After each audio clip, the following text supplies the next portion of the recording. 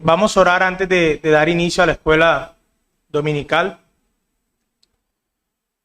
Amado Dios y Padre que estás en gloria, estamos, Señor, aquí tu pueblo, tu grey, Señor, tus ovejas, tus hijos, aquellos, Señor, que has comprado y has redimido para ti, oh Dios, en el día que tú has apartado, Señor, para que te adoremos y te exaltemos. Y parte, Señor, de esta adoración es escuchar de manera dispuesta, Señor, y con atención tu bendita palabra.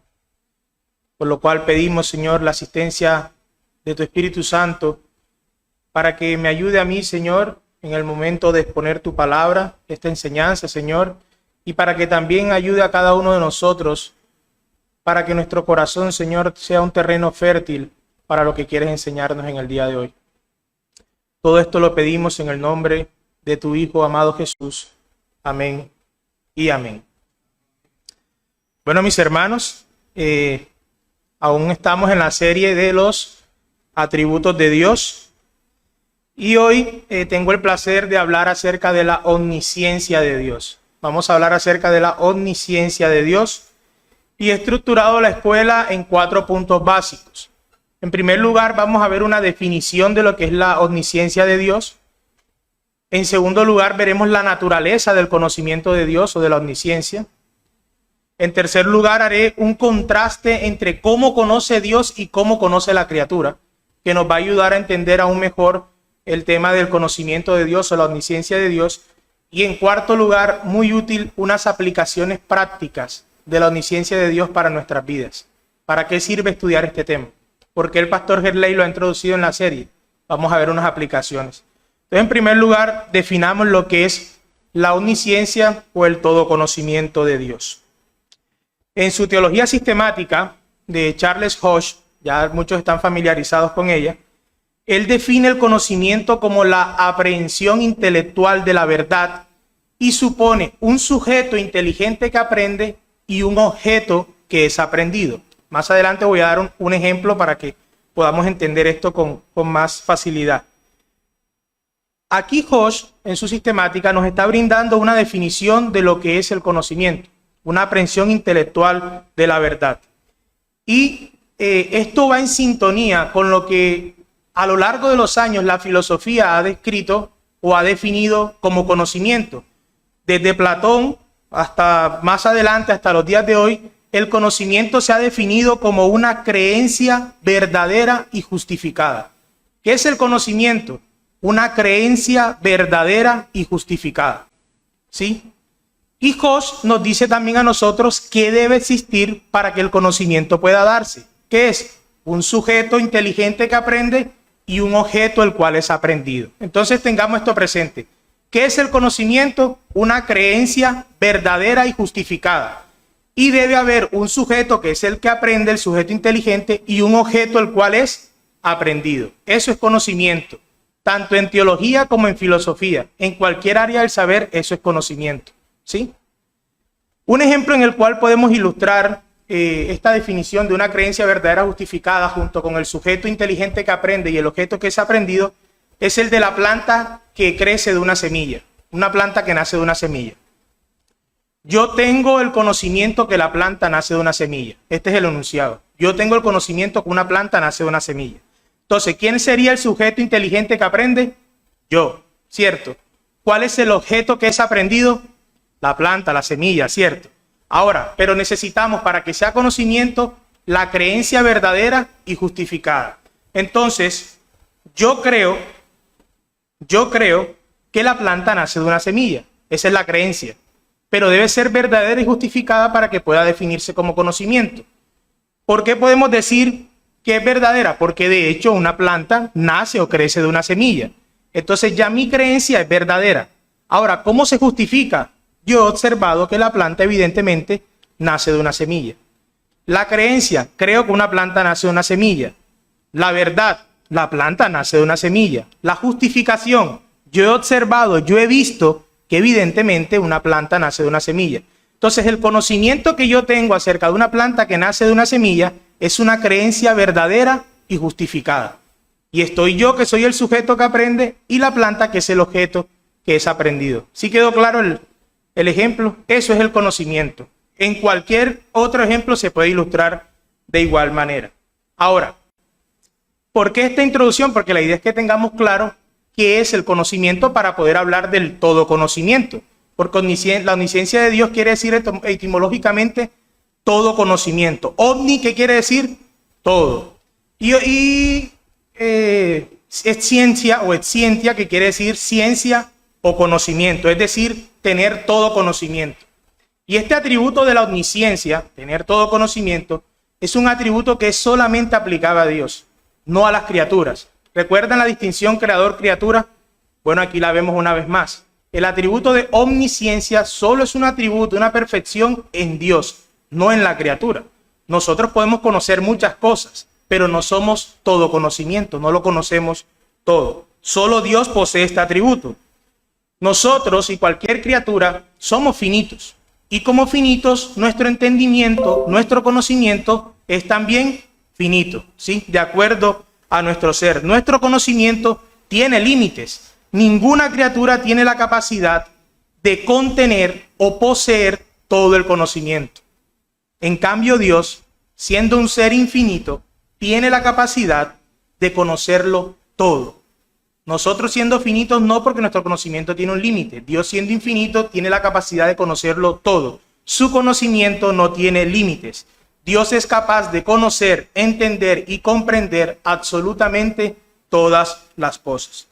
Ahora, recuerden, creencia verdadera y justificada es el conocimiento. Entonces podremos decir que Dios es omnisciente porque Él cree todas las proposiciones verdaderas y ninguna falsa. Dios cree todo lo verdadero y nada falso. Nosotros sí podemos tener una idea errada. Usted puede tener una creencia acerca de algo y cree conocerlo, pero al final se puede estrellar y darse cuenta que no es como usted pensó. No era una creencia verdadera, una creencia falsa. No lo conocemos todo. Dios cree todas las proposiciones verdaderas. Absolutamente todo lo verdadero, Dios lo conoce. Ahora bien, debido a nuestra finitud, a lo que somos finitos, y la abismal diferencia y distancia que hay entre el creador y la criatura, nuestro lenguaje es limitado y se queda corto a la hora de definir a nuestro Dios, así como hemos aprendido a lo largo de los otros atributos y cuando vimos en la simplicidad. Y es por esto que a lo largo de la historia, en la teología, se ha tratado de manera muy cuidadosa de describir a Dios a través de tres vías o tres caminos: la vía affirmationis, la vía negationis y la vía eminentiae. ¿Qué quiere decir vía? Camino. Ok, vía affirmationis es el camino de la afirmación. Es decir, describimos a Dios afirmando lo que Él es. Por eso se llama camino de la afirmación. Describimos a Dios afirmando lo que Él es. Por ejemplo, decimos que Dios es luz, que Dios es amor, que Dios es santo, que Dios es uno, que Dios es trino. Son afirmaciones que estamos haciendo para describir a Dios. Pero en segundo lugar también encontramos la vía negationis o el camino de la negación, que es una manera en que en teología se describe a Dios negando cosas que en Dios no hay, ¿sí?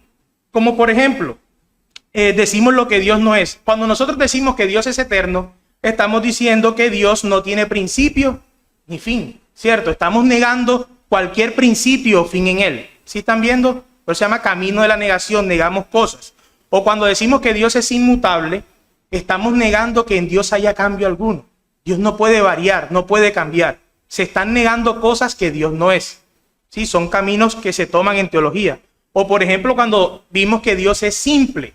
Cuando decimos que Dios es simple, estamos negando que Dios tenga composición alguna. Recuerdan, Dios no es compuesto. Pero hay un tercer camino o una tercera vía para describir a Dios, y es el camino o la vía de la eminencia. Es decir, tomamos palabras comunes entre nosotros y las elevamos al grado máximo. Por ejemplo, hablamos de omnisciencia, tomamos una palabra que se llama conocimiento, la cual es normal entre nosotros, y la elevamos al grado sumo. ¿Con cuál? La palabra omni, todo. Entonces tomamos un concepto, conocimiento, y lo elevamos al grado sumo para describir perfecciones en Dios. Todo conocimiento. Él es omnisciente. Igual ocurre, por ejemplo, con la palabra potencia o poder, que nosotros la conocemos, la elevamos al grado sumo y decimos que Dios es omnipotente o todopoderoso. ¿Sí? Entonces en teología se han usado estas cosas. Omnisciencia entra aquí en el camino de la eminencia, es decir, hemos tomado una palabra, un concepto que conocemos y al aplicarlo a Dios lo elevamos al grado máximo, al grado sumo. ¿Sí? Entonces, esto es lo que quiere decir con la definición de omnisciencia. Dios conoce absolutamente todo. No hay nada verdadero que escape de su conocimiento. Es decir, todo lo real, todo lo existente, todo cuanto pueda conocerse, Dios lo conoce. No hay nada que esté fuera de su conocimiento. Él es todo conocimiento. Él posee todo el conocimiento. Y este atributo solo lo tiene ¿quién? El Creador, no las criaturas. En segundo lugar, ahora hablemos acerca de la naturaleza de este conocimiento de Dios. Y voy a leer muchos textos bíblicos ahora que esté desarrollando la enseñanza para que veamos que la Escritura no calla o medio habla con respecto a este atributo, sino que es muy claro de principio a fin que nuestro Dios todo lo conoce. Entonces, en segundo lugar, la naturaleza del conocimiento de Dios. En la teología, si usted lee una teología sistemática, por ejemplo, encontrará que básicamente se hablan de dos momentos lógicos en que Dios conoce. El conocimiento de Dios con relación a sus objetos o a los objetos. Y el primer momento lógico es llamado el conocimiento necesario o natural. Si ha leído de pronto una teología sistemática, usted encontrará que hay un momento lógico que se conoce como scientia necesaria o conocimiento necesario. Y la segunda o el segundo momento lógico que es scientia libera o el conocimiento libre. Ya voy a explicar esto. En teología se estudian entonces dos momentos lógicos en los que Dios conoce. El conocimiento necesario y el conocimiento libre, también conocidos como conocimiento natural y conocimiento real. ¿Cuál es el conocimiento necesario? Ese primer momento lógico en que Dios conoce. Bueno, se le conoce también como conocimiento natural porque es el conocimiento que Dios tiene acerca de sí mismo. Dios conoce todas las cosas y se conoce a sí mismo perfectamente. Dios se conoce perfectamente tal cual es. Ese es el conocimiento necesario o el conocimiento natural. Es el conocimiento que Dios tiene acerca de sí mismo. De todas esas perfecciones que nosotros hablamos de Dios, de todas las cualidades, todas las características, todo lo que la Biblia dice acerca de Dios, lo que la naturaleza nos revela, todo lo que nosotros podemos llegar a hablar o abarcar de Dios, todo lo que Él es, Dios lo conoce perfectamente. Él se conoce a sí mismo de manera perfecta. Recordará que la Escritura dice que nosotros no nos conocemos de manera perfecta. No podemos contar ni siquiera nuestros cabellos, o más aún, ¿quién conoce su propio corazón? No nos conocemos a nosotros mismos. Dios sí se conoce perfectamente tal cual es. Nosotros de pronto vemos que a veces, no sabía que tenía esta habilidad o esta cualidad, yo no sabía que era bueno para esto. Hay cosas en nosotros que nos vamos dando cuenta con el pasar del tiempo. En Dios no. Él tiene el conocimiento absolutamente de todo. Por ejemplo, miren las palabras del apóstol Pablo a los Corintios en 1 Corintios 2, del 10 al 11. El Espíritu todo lo escudriña, aún lo profundo de Dios. Porque ¿quién de los hombres sabe las cosas del hombre sino el Espíritu del hombre que está en él? Así tampoco nadie conoció las cosas de Dios sino el Espíritu de Dios. Entonces sí hay conocimiento en Dios. Dios conoce, se conoce a sí mismo. Mateo 11:27, las palabras registradas en los labios de nuestro Señor Jesucristo. Él dice, nadie conoce al Hijo sino el Padre. Y nadie conoce al Padre sino el Hijo.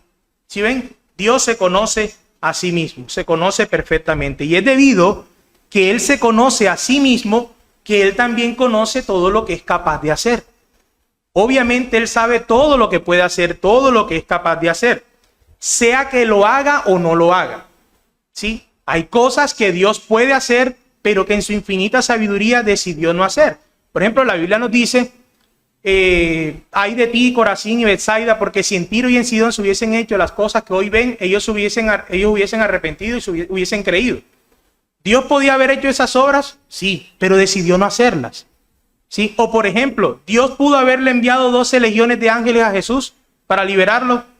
Sí, pero decidió no hacerlo. Entonces hay cosas que Dios puede hacer, pero que en su infinita sabiduría no decidió hacerlas. Entonces en este conocimiento necesario, conocimiento natural, donde Dios se conoce perfectamente, entra todo lo que Dios conoce acerca de sí mismo y lo que es capaz de hacer, sea que lo haga o que no lo haga. Sí, es el conocimiento perfecto que tiene acerca de sí mismo. Pero normalmente cuando hablamos de omnisciencia en nuestro lenguaje cotidiano, nos estamos refiriendo más es al conocimiento libre o el conocimiento real. Es decir, ¿será que Dios sabe que yo estoy aquí? ¿Será que Dios sabe lo que está pasando? ¿Será que Dios está viendo o conoce lo que está pasando entre Rusia y Ucrania? ¿O Dios conoce las personas que le están clamando o aquellos que están... ¿Será que Él conoce todo eso?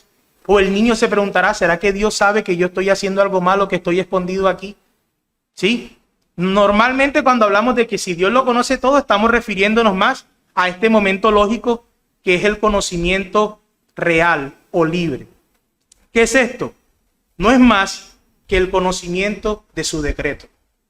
El conocimiento libre o real es el conocimiento que Dios tiene acerca de su decreto. Es decir, todo lo que evidentemente sucederá. ¿Por qué se llama real? Porque realmente sucederá. O sea, es el conocimiento que Dios tiene acerca de lo que Él quiso desde la eternidad que sucediera en la historia de la humanidad.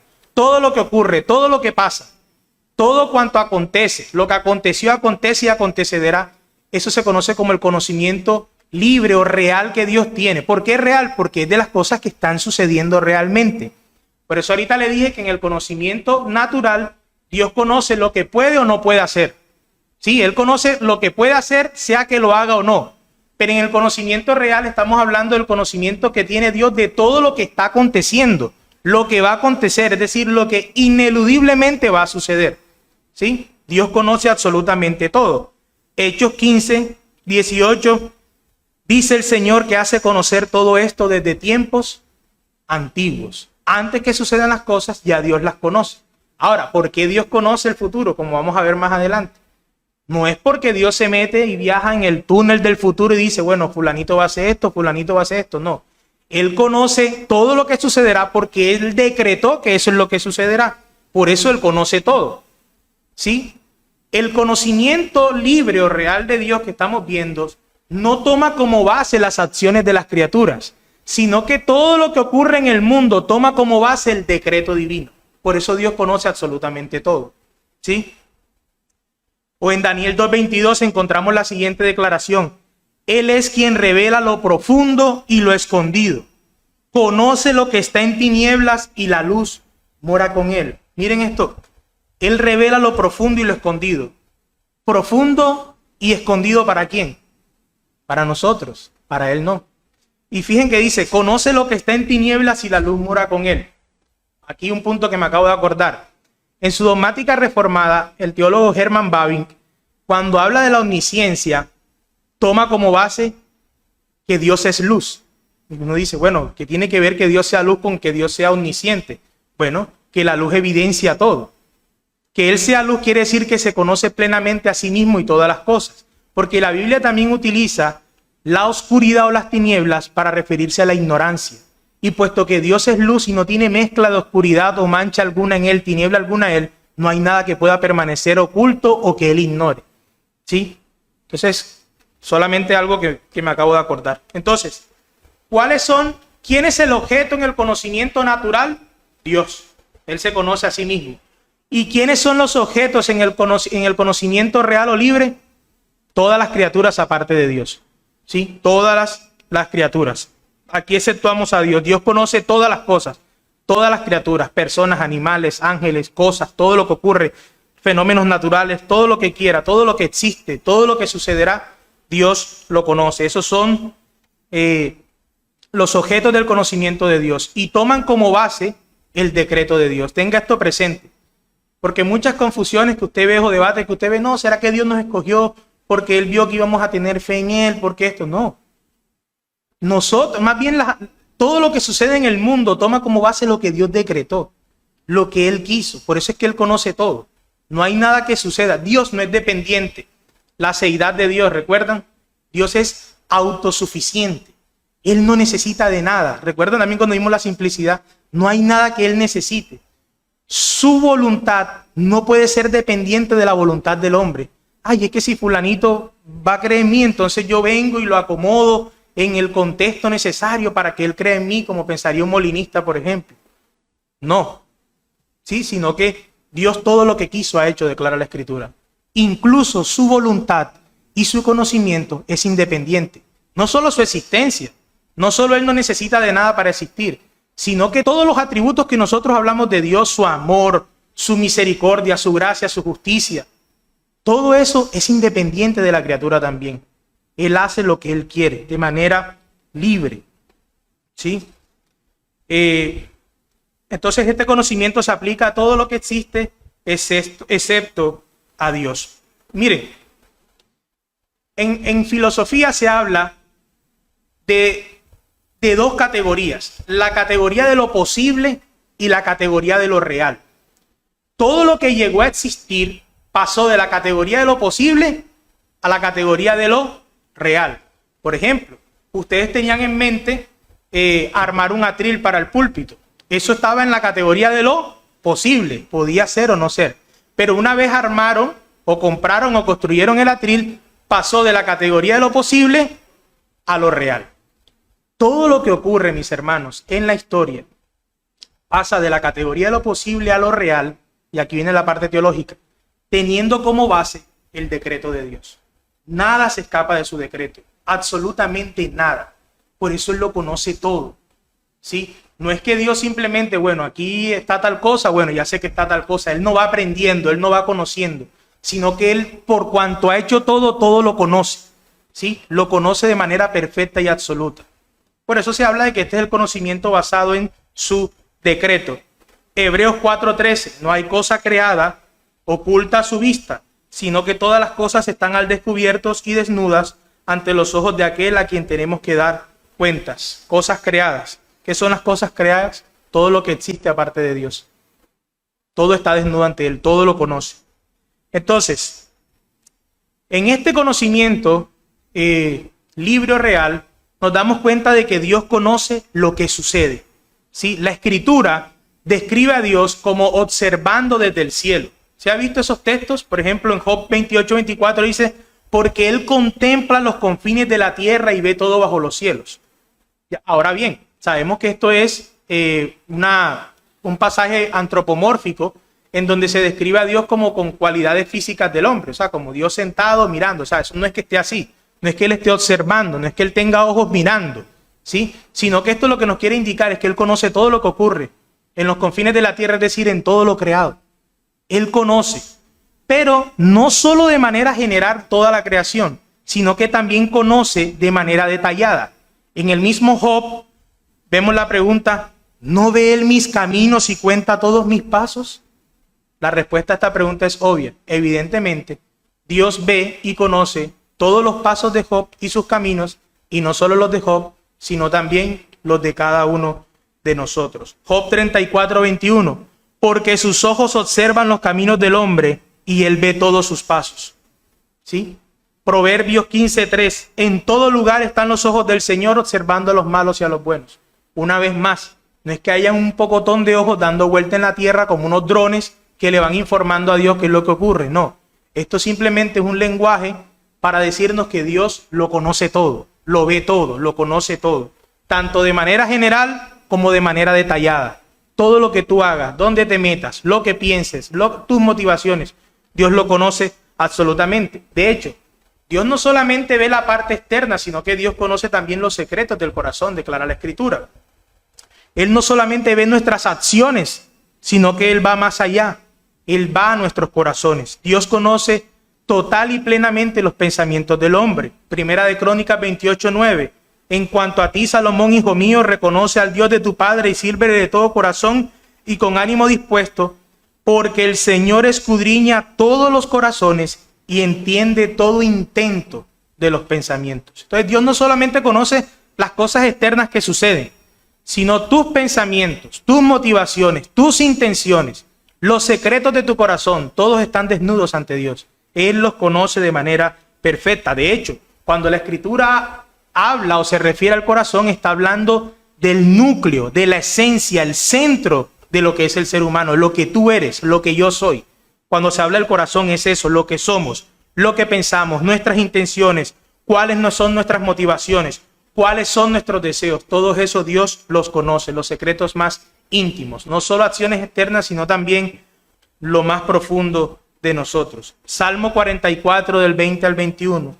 Si nos hubiéramos olvidado del nombre de nuestro Dios o extendido nuestras manos a un Dios extraño, ¿no se habría dado cuenta Dios de esto? Pues Él conoce los secretos del corazón. ¿Sí? Dios conoce los secretos que hay en nosotros. No hay manera alguna de que Dios pueda ser engañado o burlado. Recuerde, Dios no conoce ninguna proposición falsa, solo proposiciones verdaderas. Es decir, Él no puede ser engañado. A nosotros nos pueden engañar dándonos una información falsa y creemos que conocemos entonces eso. En Dios no ocurre eso. Dios conoce todas las proposiciones verdaderas. ¿Recuerdan cuando en Samuel se nos habla de que el hombre mira lo de afuera, pero Dios mira lo que hay en el corazón? ¿Sí? Él mismo conoce lo que somos, absolutamente lo que somos. De hecho, nuestro corazón, como dije al principio, que es tan engañoso, que en la Escritura se plantea la pregunta, ¿quién lo conocerá? Y la misma Escritura nos responde, yo el Señor escudriño el corazón, pruebo los pensamientos para dar a cada uno según sus caminos, según el fruto de sus obras. Solo Dios conoce realmente nuestro corazón. No hay nada secreto para Él. Todo lo que sucede en el universo, incluyendo todos los pensamientos y motivaciones que ocurren, existen o existirán en el universo, están desnudas delante de Él. Pero no solamente Dios entonces conoce lo que sucede de manera externa o interna, sino que evidentemente también conoce lo que sucederá. En la Escritura podemos ver que Dios conoce las cosas que aún no han pasado, pero que ciertamente sucederán. De hecho, la certidumbre de las profecías se basa en el conocimiento de Dios. ¿Por qué se podría declarar, he aquí en tantos años ocurrirá esto o aquello? ¿Y por qué ocurría verdaderamente? ¿Por qué ocurría? Correcto. ¿Sí ven? Entonces la certidumbre de las profecías era eso. Dios no iba a decir algo como para ver si ocurría. Él evidentemente sabía que sucedería. ¿Y por qué? ¿Porque lo vio en el futuro? Porque Él lo decretó. ¿Sí? Porque Él lo decretó. Salmo 139, 4. Aún antes de que haya palabra en mi boca, he aquí, oh Señor, ya tú la sabes toda. Miren, antes de que el salmista haga una acción, hablar, ya Dios conoce lo que Él va a decir. O sea, antes de que se cometa la acción, ya Él conoce. Antes de que algo suceda, ya Dios conoce lo que va a suceder. Salmo 139, 16. Tus ojos vieron mi embrión, y en tu libro se escribieron todos los días que me fueron dados cuando aún no existía ni uno de ellos. El salmista aún no había empezado a vivir los días desde su nacimiento hasta su día de la muerte, pero ya Dios sabía cuántos días viviría el salmista. Ya evidentemente Él lo conocía, algo que no había sucedido, porque Dios conoce lo que sucederá. Un texto que me gusta, Isaías 46, del 9 al 10. Acordado de las cosas anteriores ya pasadas, porque yo soy Dios y no hay otro. Yo soy Dios y no hay ninguno como yo, que declaro el fin, miren declaro el fin desde el principio y desde la antigüedad lo que no ha sido hecho. Yo digo, mi propósito será establecido y todo lo que quiero realizaré. Creo que aquí se complementa lo que hemos venido diciendo. Dios conoce lo que no ha sucedido aún, ya Él lo declara. Las cosas que desde tiempos pasados ya él declara lo que va a suceder. ¿Pero por qué? Mi propósito será establecido y todo lo que quiero realizaré. Dios conoce todo lo que ha de suceder desde tiempos antiguos porque es su propósito. Es lo que Él ha declarado, es lo que Él ha decretado. Por eso Él conoce todas las cosas. Un contraste, una característica que hacía un gran contraste entre el verdadero Dios de Israel y los falsos dioses de las naciones paganas o vecinas, era que el Dios verdadero evidentemente conocía el futuro. Que lee el Antiguo Testamento y se da cuenta de eso. El Dios verdadero conocía las cosas que habían de suceder. Evidentemente lo conocía antes de que ocurriesen. En tercer lugar, vamos a hacer un contraste entre cómo conoce la criatura y cómo conoce Dios. ¿Por qué? Porque no quiero que de pronto se vaya con la idea de que, bueno, yo conozco y Dios conoce más. Esa es la diferencia, que Dios conoce más que nosotros. No. La diferencia entre el conocimiento de Dios y el de nosotros es de un tipo mucho más elevado. Es una diferencia de tipo de conocimiento. Por ejemplo, el conocimiento de Dios es infinito, el de nosotros es finito. Lo dije al principio. Dado que somos limitados, somos finitos, nuestro conocimiento también es finito. Salmo 146 del 4 al 6. Su espíritu exhala, él vuelve a la tierra, refiriéndose al hombre. Su espíritu exhala, él vuelve a la tierra y en ese mismo día perecen sus pensamientos. Es decir, todo lo que usted pudo haber conocido aquí en la historia, en esta parte de la historia, ahí se queda con usted el día que usted murió. Ese conocimiento no sigue creciendo, ahí se quedó, ¿cierto? Pero mire lo que dicen: bienaventurado aquel cuya ayuda es el Dios de Jacob, y aquí viene el contraste, cuya esperanza está en el Señor su Dios, que hizo los cielos y la tierra, el mar y todo lo que en ellos hay, que guarda la verdad para siempre. Mientras las cosas que usted conoce realmente perecen con usted en esta parte de la historia, el día que usted muere y no puede crecer, Dios guarda la verdad para siempre, ¿sí? Su conocimiento es infinito, no tiene límites. Pero en segundo lugar también, nuestro conocimiento es progresivo y puede ir creciendo poco a poco. El de Dios no. Mientras que para nosotros como criaturas, el aprender más, el conocer más, es una virtud. Es algo bueno que usted cada vez aprenda más, ¿o no? ¿No se nos llama que cada vez conozcamos más de Dios y de todas las cosas? Eso para nosotros es algo bueno, aprender nuevas cosas, progresar en el conocimiento, crecer en conocimiento. Para la criatura eso es una virtud, para Dios sería un defecto. Porque si Dios pudiese aprender algo nuevo, quiere decir que había algo que él desconocía. Quiere decir que Dios no lo conoce todo, no es omnisciente. Entonces Dios no puede conocer algo nuevo, Dios no puede aprender cosas. Él simplemente conoce de manera eterna todo. Romanos 11, 33 al 34. Oh profundidad de las riquezas y de la sabiduría y del conocimiento de Dios. Cuán insondables son sus juicios e inescrutables sus caminos. Pues, ¿quién ha conocido la mente del Señor o quién llegó a ser su consejero? Isaías 40 del 13 al 14. ¿Quién guió al Espíritu del Señor o como consejero suyo le enseñó? ¿A quién pidió consejo y quién le dio entendimiento? ¿Quién le instruyó en la senda de la justicia, le enseñó conocimiento y le mostró el camino de la inteligencia? Y luego el versículo 18 pregunta: ¿a quién pues asemejaréis a Dios o con qué semejanza le compararéis? Obviamente la respuesta a todas estas preguntas de estos dos textos de quién le enseñó a Dios, quién le dio entendimiento, quién lo instruyó en inteligencia, la respuesta es nadie. Absolutamente nadie. La respuesta a estas preguntas es nadie lo ha instruido. Dios no puede ser instruido, Dios no puede aprender, Dios no puede ser enseñado. Dios no puede ser enseñado, Él simplemente lo conoce. Y por eso el contraste. ¿Con quién me compararéis? Dice el Señor. ¿A quién me asemejaréis? ¿Con qué me haréis semejanza? Mientras nosotros aprendemos y si somos instruidos por la verdad y somos enseñados y aprendemos cada vez más, conocemos más, Dios no. Ese es el contraste que hay entre Dios y el hombre. Entonces recuerden eso siempre. Si Dios pudiese aprender algo nuevo, sería una imperfección en Dios, porque no lo conoce todo. Para nosotros conocer cada vez más sí es bueno. Deberíamos buscar aprender más. Pero también el conocimiento nuestro es discursivo, el de Dios no. ¿Qué quiere decir esto? Que nosotros conocemos a través de razones. Nosotros analizamos causa y efecto para aprender las cosas. Ah, ok, esto es así porque tal cosa. B es así por A, ¿sí? Ah, ok, esto ocurre porque este efecto, por esta causa. Y vamos a través de razones, de procesos. Nosotros vamos a entendimiento. Nosotros vamos conociendo por etapas. Vamos quitando una capa, otra capa para llegar al núcleo de las cosas, a la esencia de las cosas. Dios no. Mientras que nosotros conocemos desde afuera hacia adentro, poco a poco, Dios conoce desde adentro. En un acto único, instantáneo, eterno.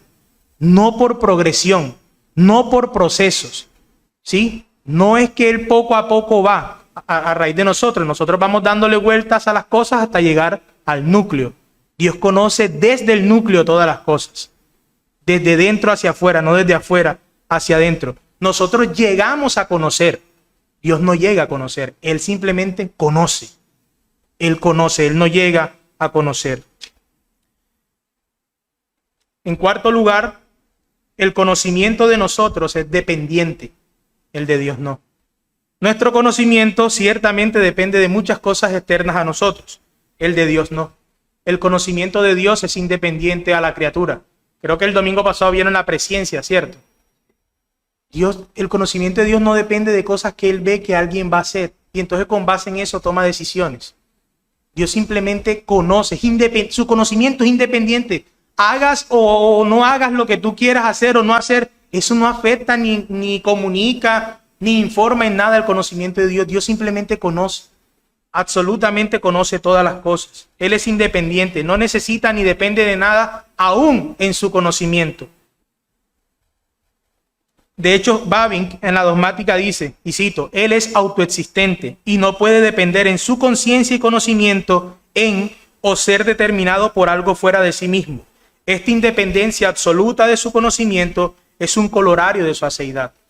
Si nosotros decimos que Dios depende de acciones nuestras o de algo fuera de Él, entonces Dios no fuera absolutamente independiente, sino que depende de algo. Imagínense, Dios dependiendo de las acciones de usted para entonces tomar una decisión. Eso haría a Dios dependiente de la criatura y haría a la criatura soberana. Sería Él quien determina o toma la decisión. Mientras que el hombre olvida y necesita ser recordado, Dios no puede olvidar. Esto es algo que también deben tener presente. Nosotros olvidamos, las memorias nos fallan y cuando vamos para viejos más aún. Pero Dios no puede olvidar. En ciertas ocasiones vemos pasajes de la Escritura que nos dicen o que nos muestran como Dios olvidando. Por ejemplo, en Jeremías 31 dice Jehová, porque perdonaré la maldad de ellos y no me acordaré más de su pecado. Dios lo que está diciendo, Dios borra información, o sea, él se olvida. Ya para él no se acuerda de eso. No. Ese pasaje no nos está enseñando que Dios borra información de su mente. Más bien lo que nos está mostrando es las grandes implicaciones, los maravillosos efectos del perdón de Dios que trata nuestros pecados tal como si se olvidase de ellos. Pero Dios no puede borrar información de ninguna manera. Por último, ¿para qué sirve esta enseñanza? Ya hemos visto lo que es la omnisciencia, hemos visto que la Escritura habla mucho acerca de ella, hemos visto la naturaleza del conocimiento de Dios, hemos aprendido que Dios se conoce perfectamente a sí mismo y conoce todas las cosas, las que suceden de manera externa e interna, lo que va a suceder. Hemos visto que nosotros conocemos gradualmente y vamos creciendo. Dios no puede conocer ni crecer gradualmente en conocimiento, que Dios conoce las cosas desde el núcleo. Nosotros vamos desde afuera hasta adentro. Hemos aprendido que Dios no puede olvidar, no puede borrar información, nosotros sí. Pero ¿para qué sirve todo esto? Aplicaciones prácticas de la omnisciencia de Dios. En primer lugar, el estudio de esta maravillosa doctrina debe humillarnos completamente. Cada vez que nos creamos sabios y cada vez que el orgullo intelectual al cual somos tentados con frecuencia quiera surgir en nosotros, cada vez que creamos que somos muy grandes en teología, ya nos creamos los grandes teólogos, debemos recordar que nuestro conocimiento es nada comparado con el conocimiento de Dios, que realmente es más lo que ignoramos que lo que conocemos. Alguien decía, no recuerdo el nombre, que lo que conocemos es una gota de agua ante el océano que ignoramos. Cada vez que el globo del orgullo quiere inflarse en nosotros, que el estudio de esta doctrina sea el alfiler que desinfle el orgullo en nosotros, que nos humille, el saber que Dios lo conoce todo y nosotros no somos tan dependientes. Pero el conocimiento de Dios también debe llevarnos a la doxología. Al estudiar la omnisciencia de Dios, el saber que Dios todo lo conoce debe llevarnos a la alabanza, a junto con el salmista decir, cuán preciosos me son, oh Dios, tus pensamientos, cuán grande es la suma de ellos. Si los contara, son más numerosos que la arena. Y es por estas dos cosas, por la humillación y por la doxología, la alabanza, que nosotros debemos hacer de la doctrina de Dios, sobre todo también de la omnisciencia, algo diario en nuestras vidas. No debemos estudiar la omnisciencia. Bueno, ahí dentro de 1, 2, 3, 4 años el pastor Gerley va a volver a poner una serie de los atributos, entonces otra vez vamos a desempolvar qué es lo que dice la omnisciencia. El ser de Dios y sus atributos deben ser constantes en estudio en nosotros, conocerlos, sumergirnos en Él cada vez más. Oseas dijo, en Oseas el Señor dice, mi pueblo fue destruido por falta de conocimiento. Por cuanto tú has rechazado el conocimiento, yo también te rechazaré para que no seas mi sacerdote. Como has olvidado la ley de Dios, yo también me olvidaré de tus hijos. Y luego 2 capítulos más adelante dice, porque más me deleito en la lealtad que en el sacrificio, y más en el conocimiento que en los holocaustos. Pero también la omnisciencia de Dios nos debe llevar a confiar en Dios. El saber que Él todo lo conoce debe llevarnos a ser hijos de Dios que confían totalmente, que dependen totalmente de Él. Confiemos en el conocimiento de Dios. Cuando te encuentres en situaciones donde no podamos entender los caminos de nuestro Dios, confía. Confía teniendo la certeza de que Dios en su infinita sabiduría está obrando todas las cosas para nuestro bien. Él no nos ha olvidado. Dios no te puede olvidar. Cada vez que ores, cada vez que te postres, Dios no puede olvidar. Él conoce todo. Conoce tus sufrimientos, conoce tus aflicciones, las lágrimas que derramas en la intimidad, Él las conoce.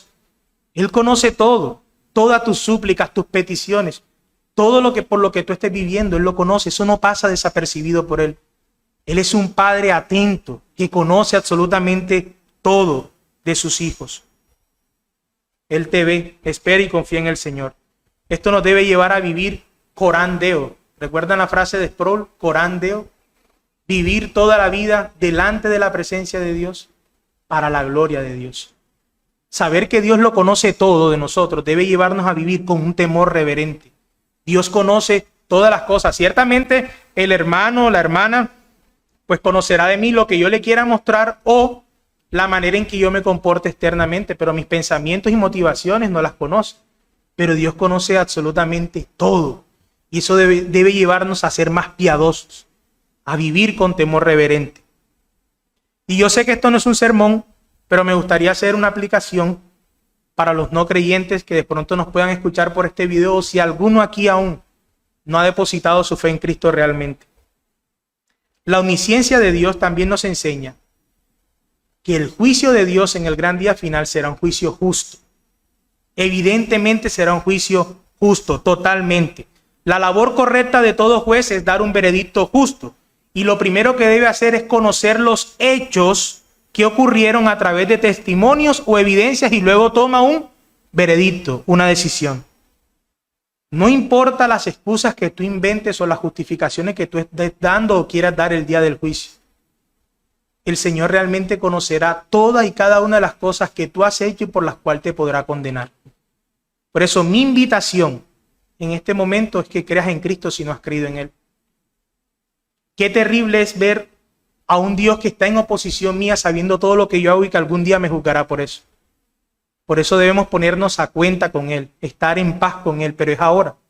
Es ahora que debes rendir tu vida para ser salvo del día del juicio.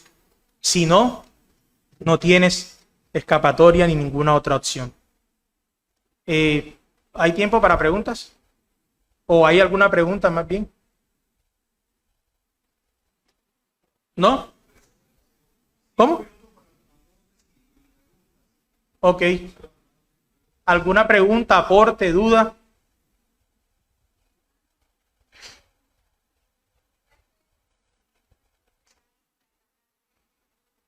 ¿Qué clase de conocimiento tiene Satanás? Así.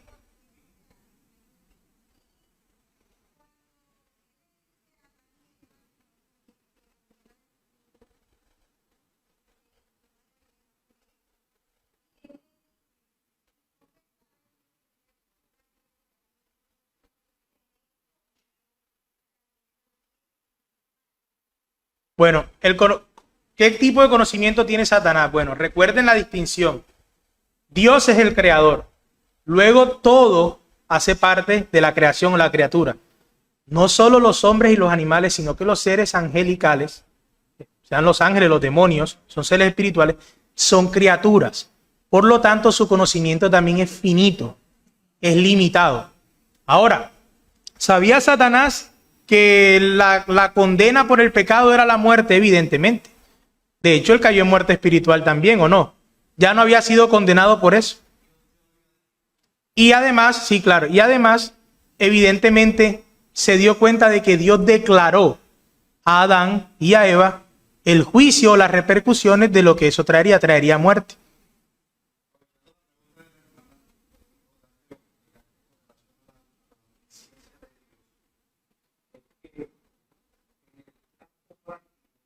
Cuando una persona va a un grupo y acercando lo que dice, cómo es la relación entre el Dios verdadero de ese pagano, que no Dios conoce el futuro de Dios.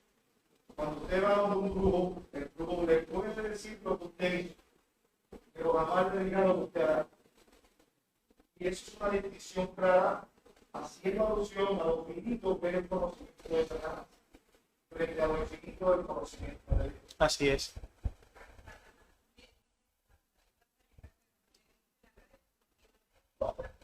De hecho, ¿por qué las personas creen lo de la brujería o se asombran cuando hablan de los brujos?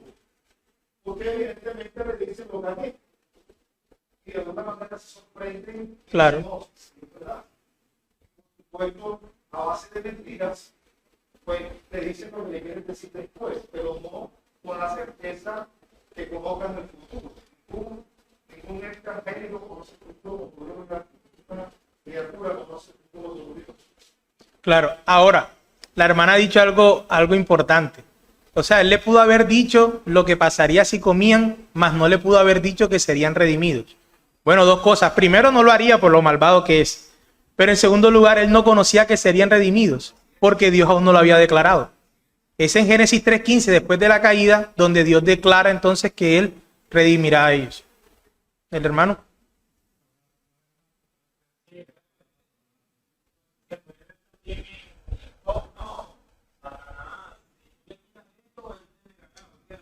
Claro.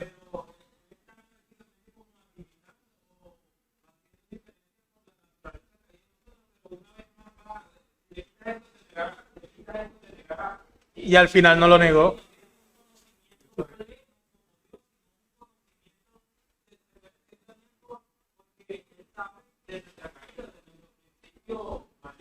Claro. Ahora, que es astuto e inteligente, lo es. Sabe más el diablo por viejo que por diablo. Claro. Así es. Pedrito. Sí. Por eso lo conoce, no porque lo haya Correcto. experimentado. Ahora, algo importante, digo, tiene que ver también con la aplicación de la doctrina. Si Dios lo conoce todo, ¿por qué orar? Precisamente porque lo conoce todo. Desequilibrio con la doctrina un punto de vista fatalista en esos sentidos. Sí. Ya, porque Dios te voy a orar, te voy a pedir si ya tú sabes lo que estoy viviendo. Y muchas veces, obviamente, tiene que ver con la soberanía, pero muchas veces esa parte de la voluntad definitiva de Dios se confunde con la voluntad receptiva. Ya lo hemos visto aquí. Sí. Y hemos explicado las diferencias. Pero Dios siempre ha preordenado cuáles son las formas por las que uno debe llegar a Él. Y la oración ha sido lo que Él ha impuesto para que nosotros, sus hijos, sus criaturas, nos acerquemos a Él. Entonces, el hecho de que Dios, en su esencia, sea infinito, conozca todas las cosas, sea soberano, todo lo haya decretado, no es óbice para que la criatura deje de hacer lo que le corresponde. Por eso es la voluntad receptiva, es lo que yo debo hacer, lo que Dios me dijo en su palabra que yo debo hacer. Que yo Así es. debo hacer.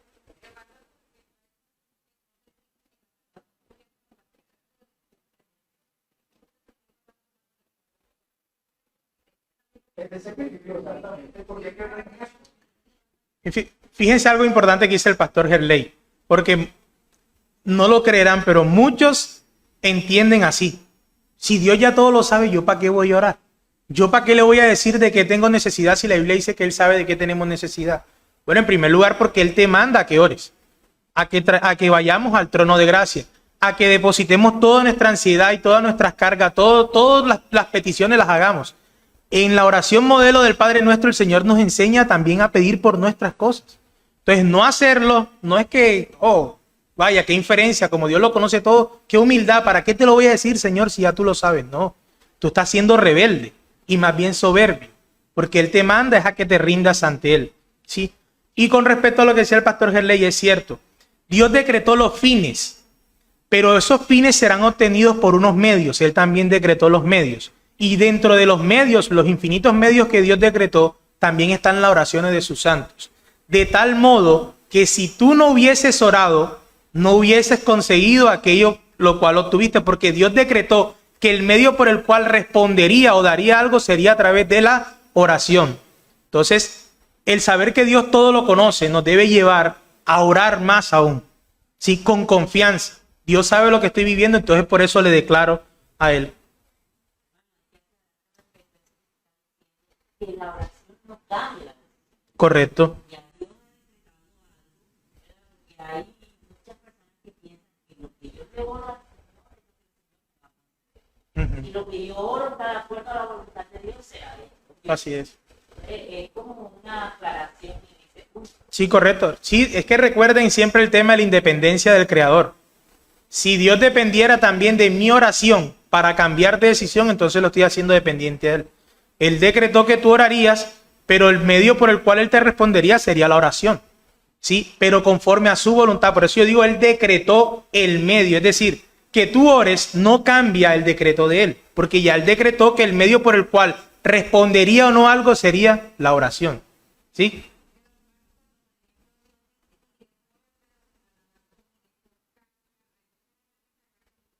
¿Cuándo qué? Cuando dice que va a hacer algo, se arrepienten y no lo hacen.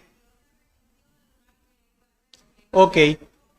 El, la voluntad de Dios era llevarlos al arrepentimiento a través de la advertencia. De hecho, para nosotros, en el Nuevo Testamento, nosotros sabemos que la salvación no se pierde. Pero ¿cuántas advertencias nos da Dios, por ejemplo, en Hebreos? De que pareciera que pudiésemos perder la salvación, pero no. Es que de entre los... Recuerden que nosotros no perdemos la salvación no por nosotros, sino porque Dios nos preserva. Dios nos guarda, nos preserva hasta el fin.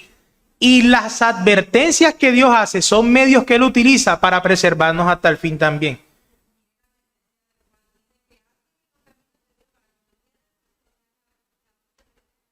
Claro, es una advertencia. Entonces, teniendo la unidad de la Escritura, sabemos, por ejemplo, que Dios no cambia lo que Él ha decretado, que la salvación no se pierde, pero son medios que Él utiliza para afirmarnos más, para preservarnos, no porque Él cambie de decisión.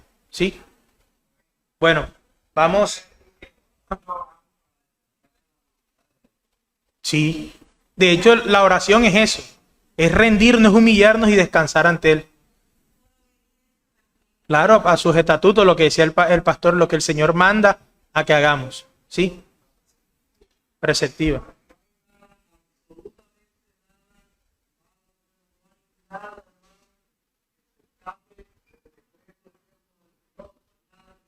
Amén.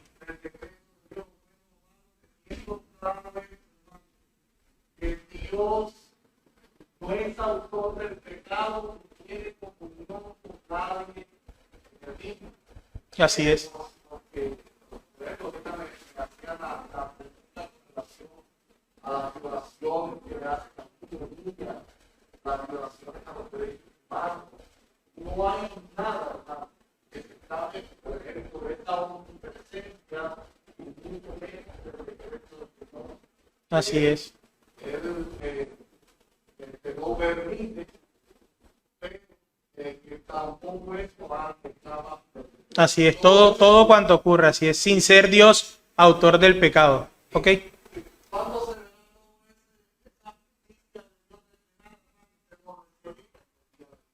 Amén. Así es. Bueno, vamos a orar para pasar al receso.